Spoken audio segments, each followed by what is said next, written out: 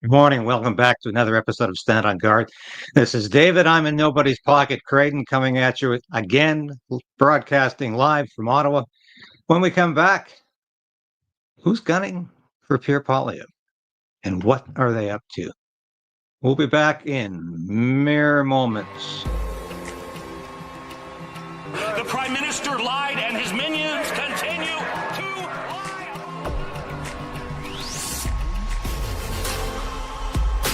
We need political change. But we also need to resolve to resist.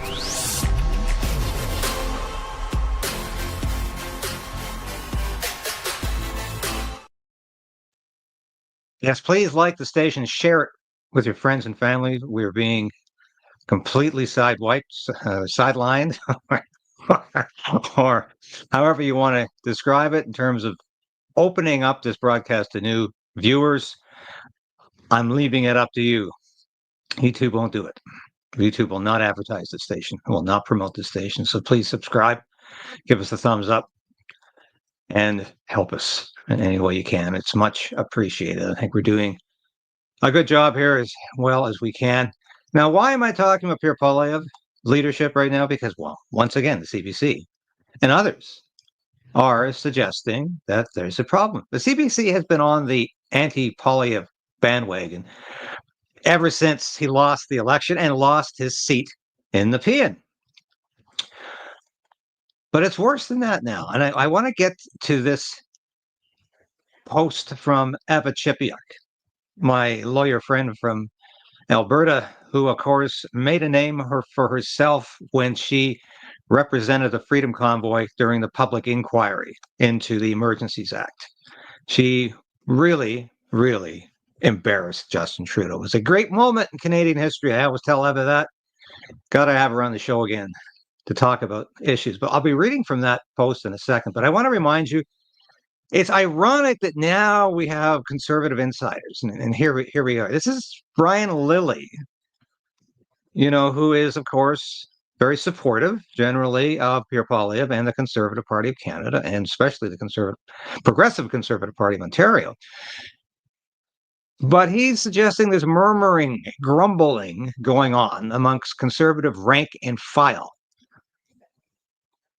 I would contest that because I don't think it's rank and file. I think it's the insiders.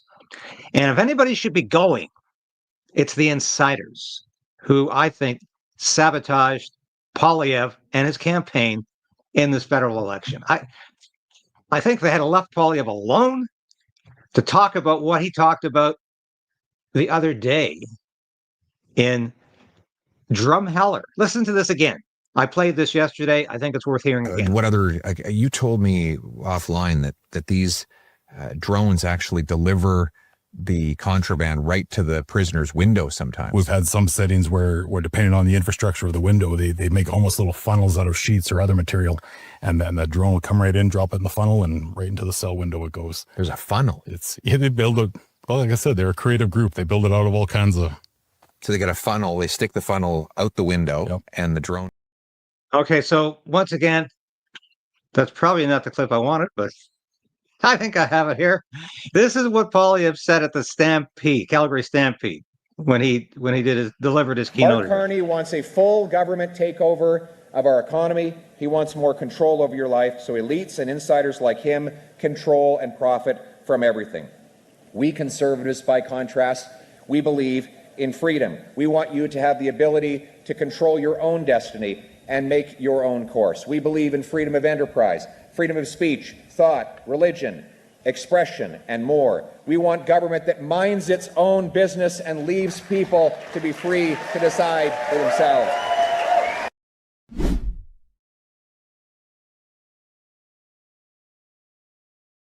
Yeah, and that, of course, is the message we should have heard every day on the federal election campaign trail. We often didn't hear that. And I think that was fundamental to why he didn't win.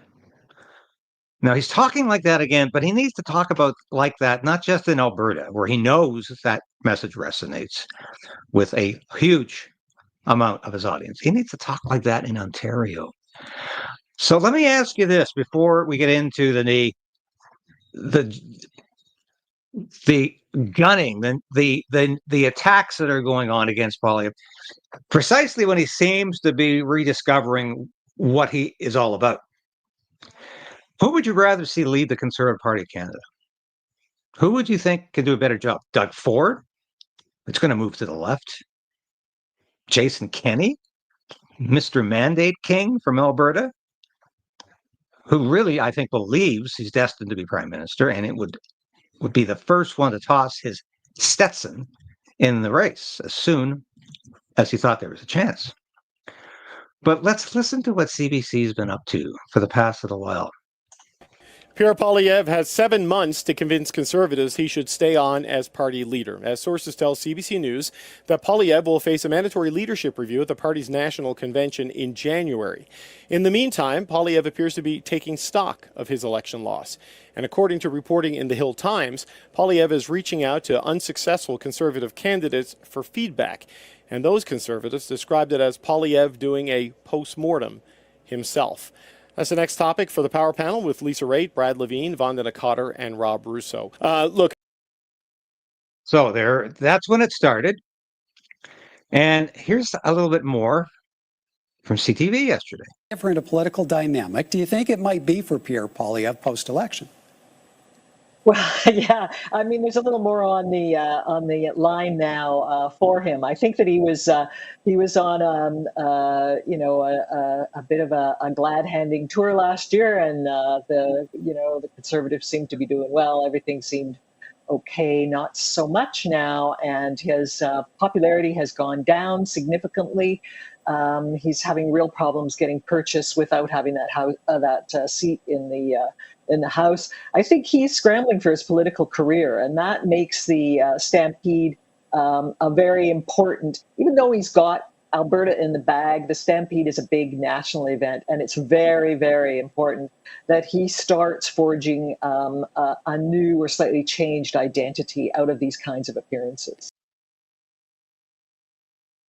And I'll get to this post in a second, but here's CBC yesterday again drumming about how it's over for Pierre Poilievre, and it's serious questioning of his leadership. Since losing the last election and his own seat, Conservative leader Pierre Poilievre has vowed to get back in the saddle, but is he still the horse Conservatives want to bet on? Some reports from A little bit of a mismatched metaphor there from Mr. Cochrane, otherwise known as Cue Ball Cochrane. If Pierre Poilievre is on the horse, seated on the horse, then he's not the horse, he's the rider. So get your metaphors straight, Cochrane. Calgary Stampede suggests there is some grumbling amongst party supporters. Brian Lilly writes in the Toronto Sun that the public reception for Poilievre at the Stampede was very different from what Conservatives were saying privately. Lilly writes there was bitterness, anger, a desire for change, and outrage over how the general election campaign had gone. Rather than that anger being directed at those around Poilievre, this time it was aimed at him. And that wasn't the only story about the Conservative leader to come out of the Stampede. John Ivison wrote about chats he had with Conservatives that were, quote, ominous for Poilievre's fortunes. Ivison says that many people he spoke to in Calgary referred to Poilievre like yesterday's pancake breakfast. All of this comes as new numbers from Nanos suggest Poilievre is about 28 points behind Mark Carney for Canadians' preferred choice for Prime Minister. So I ask you again, I look at this is Nanos polling, putting Carney at 52%, not the Liberal Party, mind you, but Mark Carney at 52% as the preferred Prime Minister. I find that incredible. This is a guy who has violated everything he said he was going to do. He is bringing Canada closer and closer to an authoritarian state. He's bankrupting the country with a $300 billion deficit. And over half of Canadians just love the guy. It's just too much. Are Canadians that stupid? I ask you today, are Canadians that stupid? But apparently, I mean, how skewed can a poll be? But let us continue, because there's there's more. What does all of this mean for Poilievre's future as the Conservative leader? We're going to talk about that with the Power Panel. Jonathan Kalis was a Quebec advisor to former Prime Minister Justin Trudeau. And here with me in the studio, Tim Powers is a former strategist for Conservative parties, and Sherelle Evelyn is the managing editor of the Hill Times. All right, Tim, let's start with you. I mean, Brian Lilley, John Ivison, Post-media columnists. Lilley in particular has a good sense of what is happening inside Conservative politics. This is not encouraging stuff if you're a Poilievre supporter to see this from writers like that. Yeah, not encouraging, but not entirely surprising, right? Even this happened after Stephen Harper lost in 2004 in a campaign. People thought he should win against Paul Martin. There was a lot of this in the summer of that year. So here we are again. I don't dismiss it. I believe it is actually happening, but to the degree that it could lead to something, that's probably the unanswered question at the moment. Look, if the leadership race were today, Pierre Poilievre, would win it handily. But I think as time has passed and the spin of, best silver medal ever has also passed, people are thinking, okay, Carney's doing all right. He seems to be carving into certain aspects of the right. Is Pierre Poilievre the person to take on this particular leader? For Pierre Poilievre, he's got to have a really strong showing, I think, in this by-election. There's no reason to suggest he won't. I think he's also got to do more than he's done, David, to recognize that, a shiny silver medal is not a gold medal. Yeah, I mean, Sherelle, what do you make of this? Because, you hear some of this in chatter. All right, we might go back to that, but I want to have a look at this post from Eva Chepiuk, because I think it's incredibly... And where are we here? All right. There we go. Sometimes when you're trying to share a screen and you're doing it yourself, it's not always the easiest thing to do. Here we go. Yes, let's have a look at this here. And this is interesting because here's what Eva says. What caused me concern after his leadership victory was how he continued to keep his distance from serious government overreach. Misinformation, political persecution, and harm Canadians endured at the hands of their own government. Families, friends, and neighbors were divided. Maybe early on, the polling didn't suggest it was a winning issue, but doing the right thing shouldn't depend on polling. Right on, Eva. This was a moment that called for courage and conviction. If Pierre had stepped up then, he would have stood out as a powerful leader. Not someone waiting to follow public opinion, but someone willing to shape it. Once again, I can't help but agree. Yet, as time passed, nothing changed. He was handed a winning platform to stand up for those affected by the very government he was seeking to defeat, and to call out its outrageous, harmful, and even illegal misconduct. Yet he stayed silent when it mattered most. That silence gave the Liberals room to go even further, and they did. More corruption, more scandals. Quietly, Trudeau slipped away, and before we knew it, Carney stepped in to become Prime Minister. If Pierre truly wants to lead this country, he needs to recognize that Canada is not the same place it was 10 years ago, and he cannot campaign as if it is. He must go big, bold, and different, break away from the tired, reactive tactics, inspire Canadians with a clear, unifying vision, because right now that is what we so desperately need. Trust in public institutions has crumbled, division has never been greater, and many Canadians are still processing some of the most traumatic experiences of state overreach in our history. One more paragraph, but I won't read the whole thing. I'll leave that to you. What Pierre really needs is an A-team of principled MPs, true patriots, who won't go quiet when things get difficult. He needs people who can amplify his message, step in with strength when he's under fire, and help elevate him to lead effectively. Okay, you might say that's rhetoric, but no. I think there's a lot of truth in what Eva is saying there, and it's what I've been saying. And I know every time I discuss Pierre Poilievre on this broadcast, I'm damned if I do, I'm damned if I don't. The Poilievre acolytes will say you don't dare criticize Pierre Poilievre. Of course, we have to be able to criticize Pierre Poilievre for his own good. The anti-Poilievre people say don't even suggest Poilievre will ever do anything right.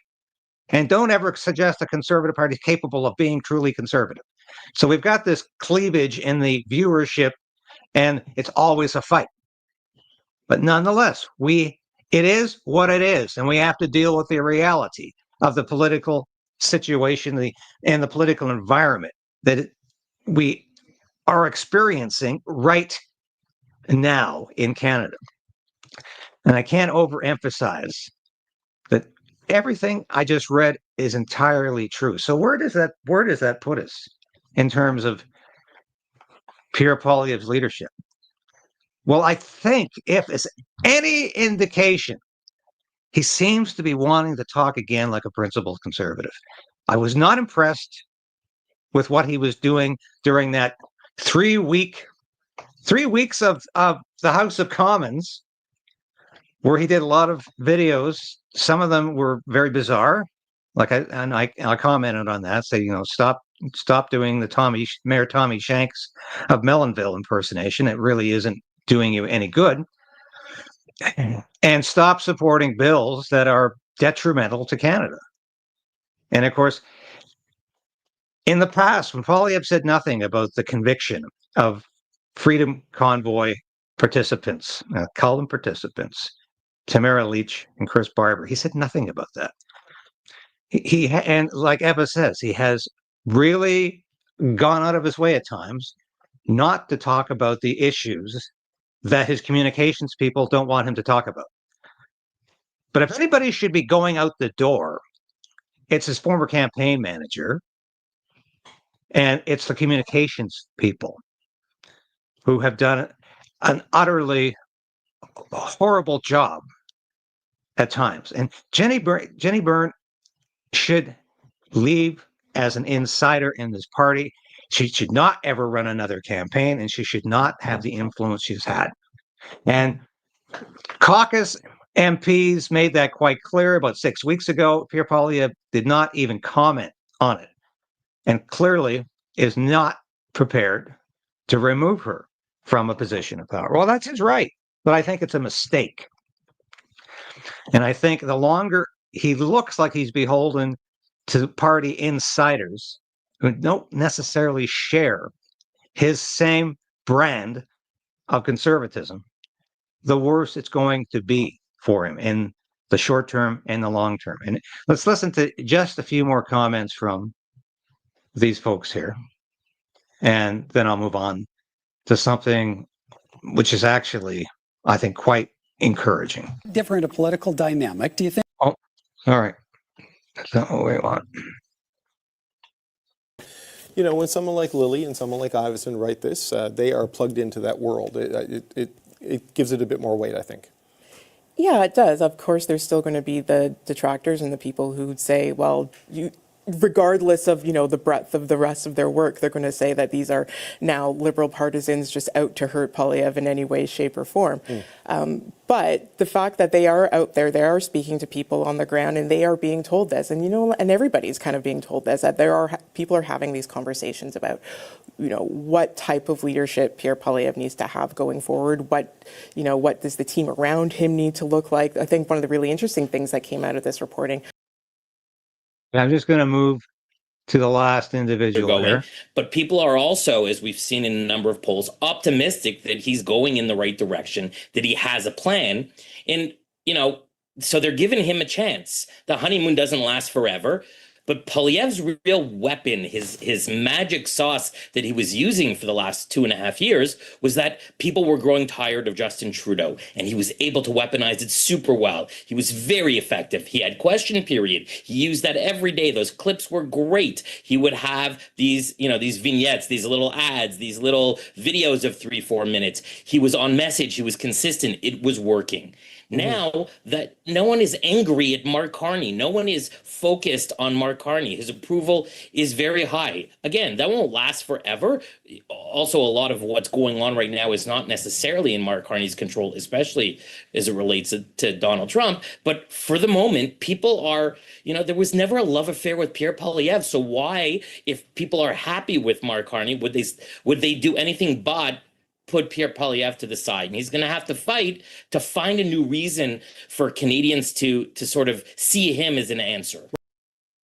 Okay, and that was one of Justin Trudeau's top advisors giving that kind of assessment and analysis. So clearly the Liberals are still a little bit afraid of Pierre Poilievre, because I can tell you there's nobody in the front benches of the current official opposition that could really fill Poilievre's shoes.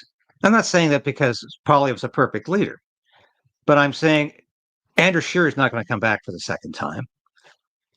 And there's nobody in that front row that really could do it. And the premiers or former premiers, forget it. The only one who could do it, of course, is Danielle Smith from Alberta. And I don't believe for a minute she's interested in going into federal politics. She's quite happy where she is, doing a great job for Alberta. And of course, but the dynamics there are fraught with difficulties for her because of the rise of separation, the rise of support for an independent Alberta. And that's going to bring, I hate to use the word challenges, but it's going to bring some difficulties for her. But I think she can cope with it. So we'll leave the knifing of Pierre Poilievre by the CBC at that. What else do you expect the CBC to do? They want to get rid of Poilievre because, let's face it, he's been the only real conservative leader in many aspects, not all aspects, but in many aspects that the Conservative Party's had since Stephen Harper, who also was not a consummate conservative while he governed. But he was a heck of a lot better than the alternatives. And that's what we have to always remind ourselves, where we could be. It could be a lot worse. But I want to show this because I think this is a rare moment of political courage from a member of parliament. In the last election, of course, we had two journalists elected to the House of Commons. One ran as a Liberal, Evan Solomon, and I don't have a lot of time for Evan Solomon. Now he's the Minister of Artificial Intelligence. Wow, whatever that means. And that's ominous. And I think Evan Solomon could do a lot of damage in cabinet. The other former journalist who ran for a seat in the House of Commons was Andrew Lawton, and he ran as a Conservative and won successfully. Here is Andrew Lawton supporting a bill that would at least put a leash on the Medical Assistance in Dying program, MAID, that would at least stop the parameters from expanding. We should get rid of this program in its entirety. It's an abomination.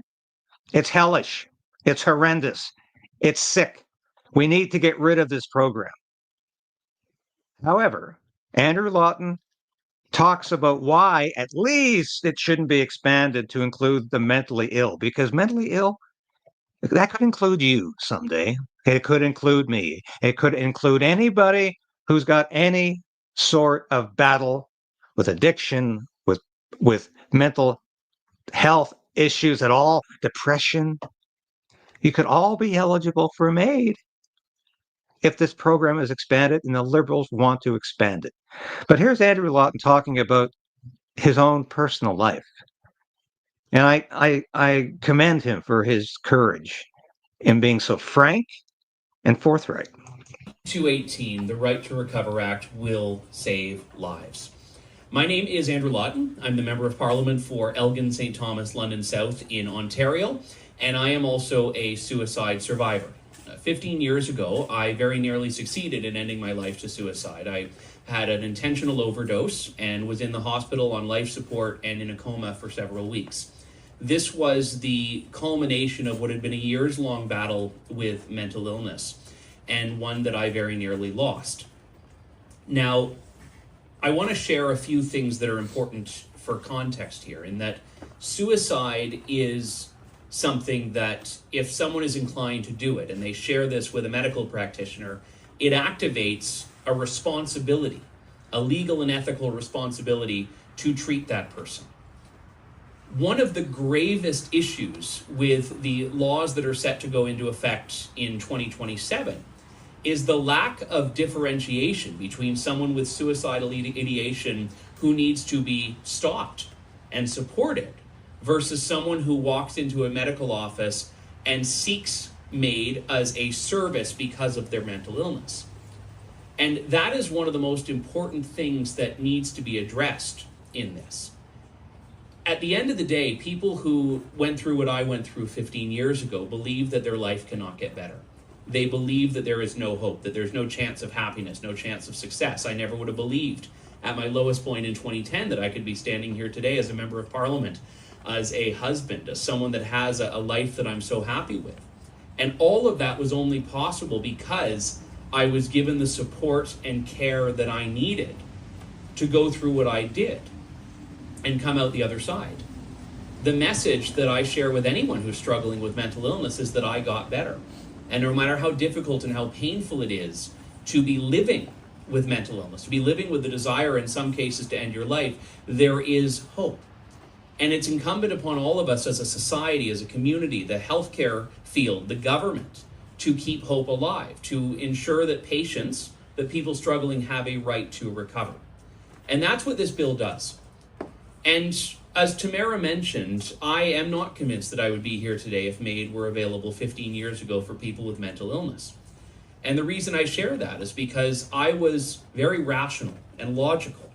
I had, with myself, justified why mental illness was, or why suicide was the right thing to do for me, why it made sense. And I could have and would have made that case to a physician as well, that I did not believe life could get better, that I did not want to give it a chance, that I wanted to avail myself of this right.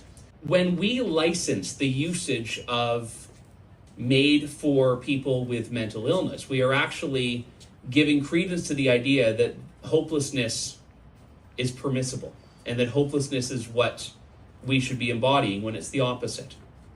So the reason I was so honored to second Tamara's bill is because this will save lives.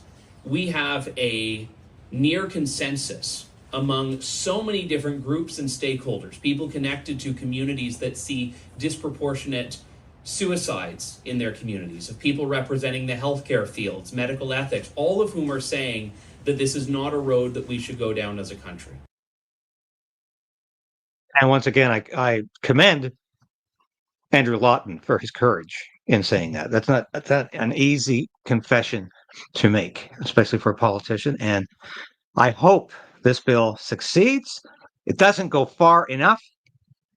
It should go a lot farther because this program, as I've said before, needs to be eradicated. Canada has developed a culture of death, not just developed, but it's cultivated a culture of death under the last 10 years of this Liberal government.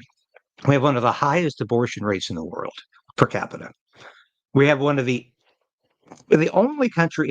only democratic industrialized country in the world where you have abortion on demand from the beginning of a pregnancy to the very end. We have complete access to abortion, and the Liberals are proud of that. They seem to think having an abortion is a badge of honor. And I've debated the issue over the years, but the difference for me today is that people aren't saying, like Bill Clinton used to say, that abortion should be rare, legal, and available. Not that it's a wonderful experience. Even people who adopt a pro-abortion, or as they say, a pro-choice attitude, usually admit that it's an agonizing decision that will stay with women and potentially men as well for the rest of their lives. And we have a culture of death in this country, and it's not going away. But thank you, Andrew Lawton, for sharing that and for this bill, this private member's bill that might pass, but I doubt. The Liberals and the NDP love the MAID program. Very, very supportive of it. Let's see what King Charles is up to lately. Here he is hosting French President Emmanuel Macron and talking like it's 1939. Monsieur le Président, the summit that you and the Prime Minister will hold in London this week will deepen our alliance and broaden our partnership still further. Our armed forces will cooperate even more closely across the world, including to support Ukraine, as we join together in leading a coalition of the willing in defense of liberty and freedom from oppression. What is he talking about? Ukraine? I'm sorry, Ukraine is barely a functioning democracy, and you could actually say it's not a democracy at all. But incredible language. In other words, in defense of our shared values. Our technology experts will also collaborate even more deeply to determine how we harness artificial intelligence for the good. Our diplomats will work together to defend the international rule of law and the multilateral system. Our security services and police will go further still to protect us against the profound challenges of terrorism, organized crime, cyber attacks, and, of course, irregular migration across the English Channel.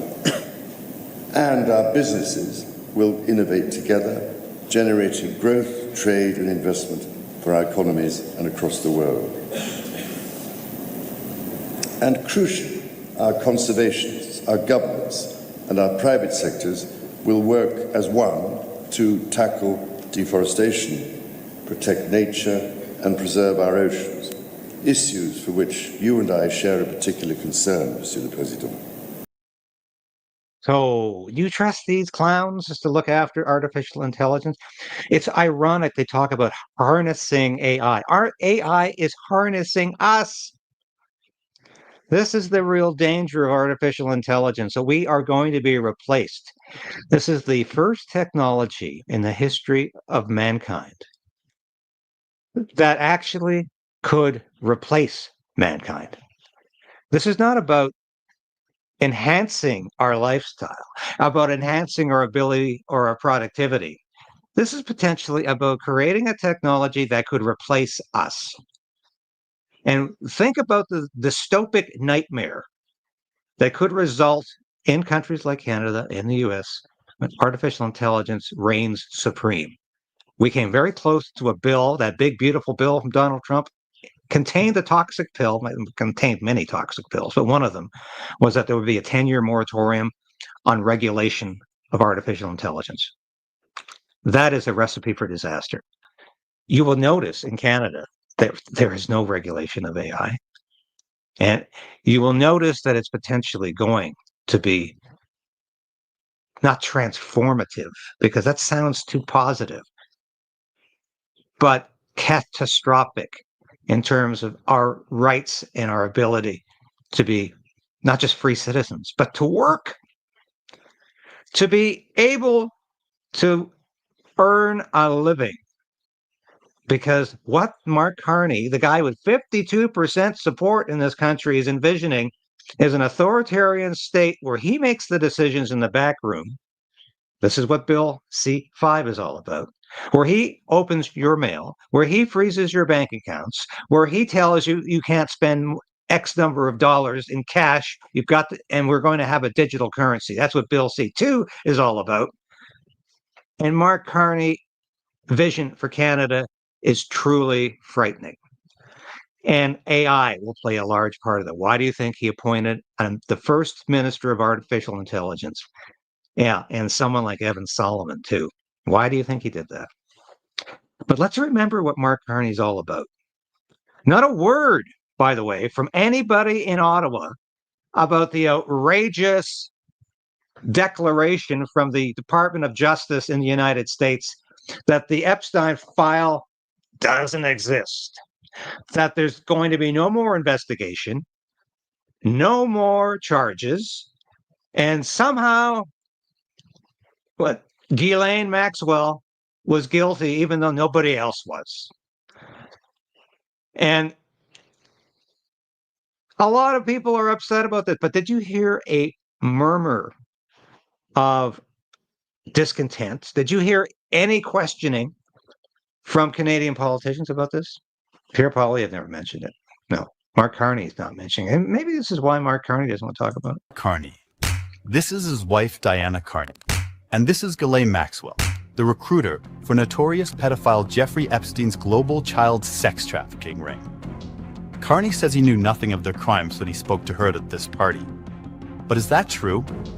This photo is from 2013, 5 years after Epstein was first convicted of sex with minors.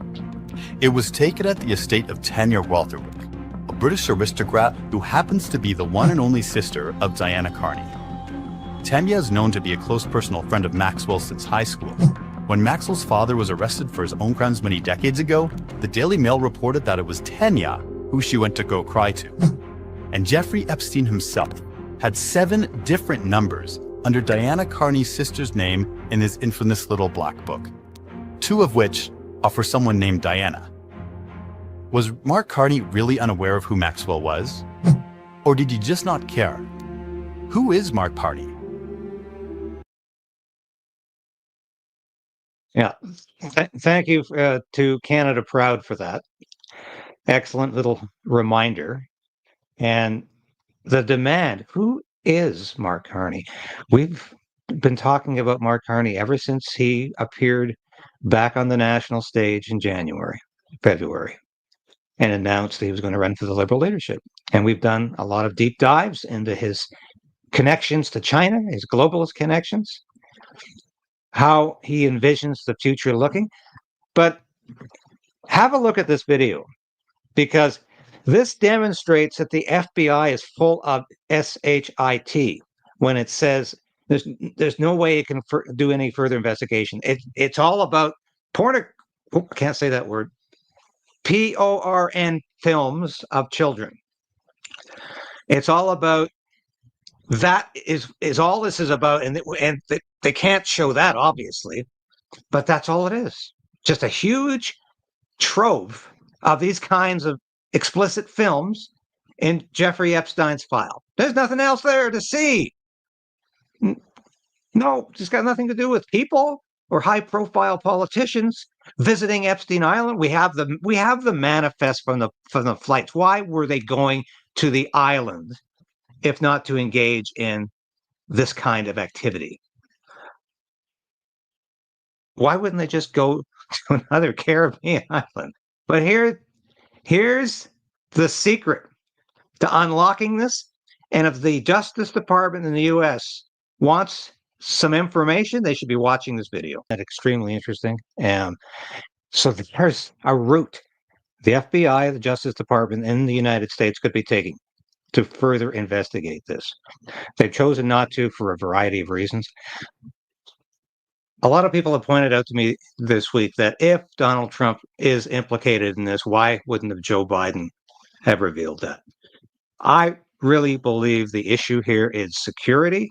I think Epstein was an agent, and they want this shut down because they don't want any queries about his activities with Mossad or the CIA. And that is making increasingly more sense to me during the week, because I think the Biden administration wouldn't have hesitated to use this information against President Donald Trump. They did everything else in terms of lawfare to destroy his life. They would have probably used this. But having said that, the reaction from the Trump administration to this denial, this delusion, is unacceptable and has to change for the good of not just the United States, but for the good of trust in government. If we're ever going to trust government, we need to see answers on this, especially since the Trump administration came into office effusively promising to be more transparent about this information and to get those names out, to reveal that information, to get to the bottom of things. Remember all that? You remember all of that? So don't tell me they don't know where to go from here and we just have to stop investigating.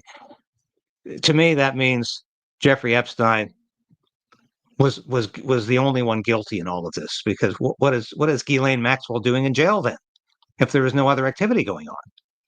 And this is why I find this to be not just frustrating this week, but absolutely horrible. That too many people are satisfied with a non-answer.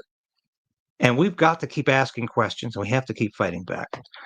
And we'll be back again tomorrow. Thanks for watching today. I am in nobody's pocket, by the way. I'm in fighting for you. I'm fighting for freedom. I'll continue to do that. Thanks for being a part of Krayden's Right. Thanks for being a part of the show today.